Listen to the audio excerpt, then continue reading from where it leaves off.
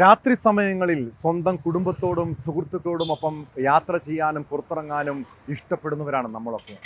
എന്നാൽ ലഹരി മാഫിയയും അക്രമികളും അഴിഞ്ഞാടുന്ന ഈ നാട്ടിൽ ഭാര്യയോടും സഹോദരിയോടും മകളോടുമൊപ്പം രാത്രിയിൽ പുറത്തിറങ്ങാൻ ഭയം തോന്നുന്നു.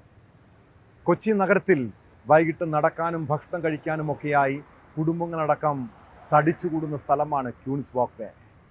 ഇവിടെ കഴിഞ്ഞ രാത്രി ഭർത്താവിനൊപ്പം എത്തിയ യുവതിയുടെ തോളിൽ രണ്ട് ചെറുപ്പക്കാർ കൈയിടുന്നു.